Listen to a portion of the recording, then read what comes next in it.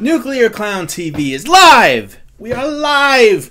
And everything is alright. Everyone is happy. Everyone is joyous. And together, you and I will go and play in the fields and make biscuits. Okay, today I'm going to talk about a bunch of wrestling stuff. Because I haven't done a wrestling video in a while, and I'm sorry if you don't like wrestling stuff, but I don't blame you. But I like to talk about it every now and again. So let's get to it, shall we? I want to talk about TNA for a little bit. I know like Wrestlemania just happened a little while ago and stuff, and I'll touch on that a little bit. But TNA, wow. I'd like to sit TNA down for a second, like an intervention, I guess, and just say, you know, listen, I like you, and I want you to succeed, but this is not the way. This is not the way. I said a long time ago that AJ Styles needs a manager, and then they gave him Ric Flair. They gave him Ric Flair. And, you know, a lot of you out there will say, well, Dave, are you happy? AJ Styles has a manager. You said he needs somebody to talk for him, and who is better to talk than Ric Flair? Technically, you're right. But there's a little bit of a funkiness there because Ric Flair's not a manager. Ric Flair is an unbelievable performer who happens to sap any interest at all away from who he's managing and put it on himself because he's that fucking good. And you can't put AJ Styles with him, in my opinion anyway, and have me care at all about AJ Styles because I'm watching Ric Flair because he is awesome. Ric Flair's not a manager.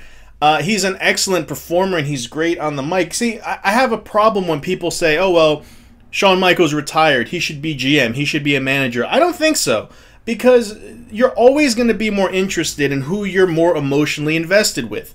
You never had Bobby Heenan do an hour Iron Man match. So when he managed someone, you listened to what he said, but the focus was still on who he was managing. With a Ric Flair or, let's say, a Shawn Michaels, it hasn't happened yet, but, you know, a lot of people say that's what they would like to see. But, you know, with a Ric Flair, it's like you're so invested in him after everything he's done that when he comes to the ring with AJ Styles, you don't give a shit about AJ Styles, and you should because he's very good. They should give him a manager, but a real manager and not someone who overshadows him.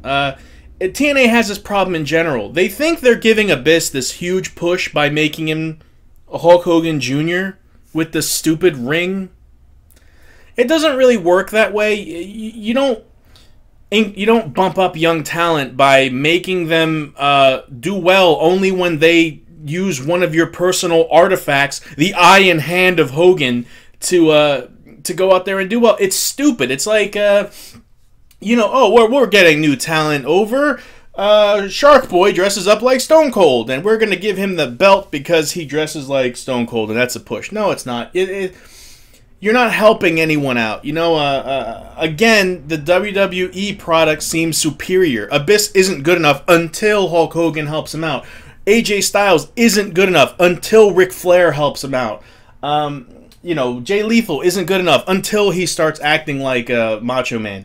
Which is funny, by the way, but, you know, you can't keep saying you're in competition with someone while you're jerking them off, you know, on your TV. And Jeff Hardy and Rob Van Dam came to TNA, and I don't care. Vince McMahon could join TNA and they'd fuck it up, because what they do is they bring out Rob Van Dam or a Jeff Hardy, and they don't add to them. They just say, hey, it's RVD, he's back and he's wrestling with us now. He's going to be in tag team matches, and you're going to care for some reason.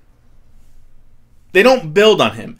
Now, this strategy does not work, and you can really take a lesson from what happened with Nitro and Hulk Hogan when he turned bad, because when Hulk Hogan went to WCW, nobody really gave a shit. When he was the red and yellow in the parade with Jimmy Hart, and I think Mean Gene said, Jimmy Hart, you legal beagle, put your John Henry here. It's John Hancock. Right? Look it up. Yeah, but nobody really cared in WCW. The wrestling business didn't spike when Hulk Hogan jumped ship to WCW.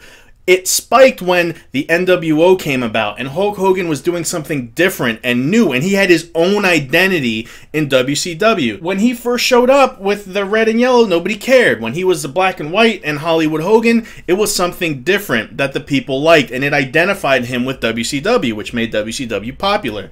They didn't just take a star from WWE, market him the same exact way, give him the same catchphrase, and everything exploded business-wise. It didn't happen that way, and TNA has to look at that and see that. When they bring in someone, it's not like, cool, we got Rob Van Dam, let's throw him out there and he'll be just as popular. No, you have to make him your own now.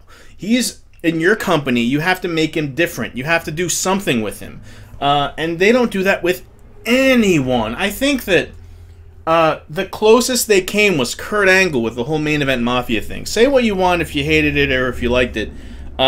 It made Kurt Angle something. It took his character and it gave it another facet. The whole kind, the Godfather type thing. It's silly, but it's different. It's not the same old Kurt Angle thing. And I think they need to do that with everybody that they take from WWE, because it doesn't work. You can't just say, all right, we're going to take Jeff Hardy, put him here, and it's going to equal what Jeff Hardy was in WWE. That's not the case. You have to make it your own so people identify with your company, with TNA. Enough TNA. I've helped them out enough, and they just refuse to listen to me. So yeah, let's talk about WWE, because WrestleMania was a couple days ago, and in my opinion, it was the greatest WrestleMania in the history of the universe. Not because of Shawn Michaels and The Undertaker. That pales in comparison to what I loved about WrestleMania. 3 things in WrestleMania 26 make it, for me, the greatest pay-per-view in the history of the universe. Kofi Kingston walking on stilts was the funniest shit I've ever seen in my life. That was great. It wasn't cool. I didn't think it was particularly warranted. It was really silly, but it made me laugh. 2, Vicky Guerrero's 12-star frog splash, where she jumped off the top rope, landed on her feet, and then just sort of tilted down on top of her opponent. If I was in the front row, I would have immediately started an ECW chant. That was fucking hysterical. And 3rd, Jack Swagger wins the Money in the Bank match. I lost my shit when that happened. It was tremendous. For those of you who don't know, I love Jack Swagger. I love him. If you have SmackDown vs. Raw, the latest one, what is it, 2010? Go online and look up the Goldust Mysteries, because that's a story that I made starring Goldust and his partner in the tag team All-American Gold, where Goldust and Jack Swagger are a mystery-solving tag team.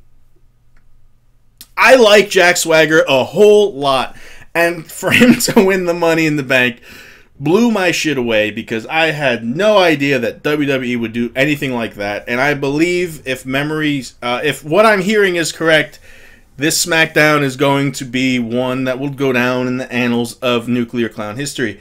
But that is for another discussion. I want to talk about Shawn Michaels and The Undertaker. The match was good, but I have a problem with people kicking out of finishers 12 times in a match. I know it's dramatic and it's a big deal. It's Shawn Michaels' last match, but wasn't the last match like that, where they're kicking out of each other's finishers at random? I thought they would try something a little different. And The Undertaker, the leg thing was just awesome. I mean, I honestly really thought, I was like, wow, he's fucking hurt right off the bat. And that was really, really good. But I think just that kind of epic back and forth sort of thing, it's 2 years in a row. It's kind of sort of the same match 2 years in a row. And I think it would have been really nice if Shawn came out and got totally dominated. Or if the match was shorter than expected. It would have just had an impact on the crowd. Like, holy shit, you really can't predict this.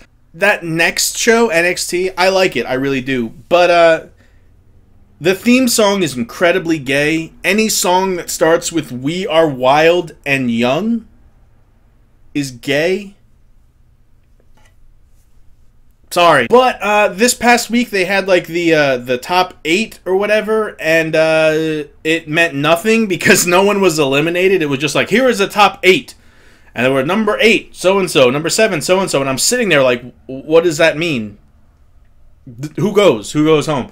And no one does. I see. I love the premise of Next, but they really should just like sit down and get the rules hammered out. I don't know, before they air the show, because it seems like from week to week they're just kind of changing the rules and saying, "Oh, well, this happens, and next week we'll eliminate someone." Oh wait, no wait, next week after this we'll eliminate someone, and it subtracts the whole reality show vibe from it. But silly me looking for continuity in pro wrestling. One last thing. I don't like John Cena. I didn't like him when he was first starting out, when he was a bad guy. And he'd throw somebody a pack of nuts and say, "Choke on these!" Get it? Nuts, choke, these. I get it. I didn't think it was funny then. I thought he was always pretty obnoxious and annoying. I don't like him now. But it was awesome when the guy's wearing the "We Hate Cena" shirt after he won, and he goes up and he smiles with the belt. That was very cool. I like that a lot. That's probably the only time I'll say anything nice about John Cena, but that was very funny. Oh, should I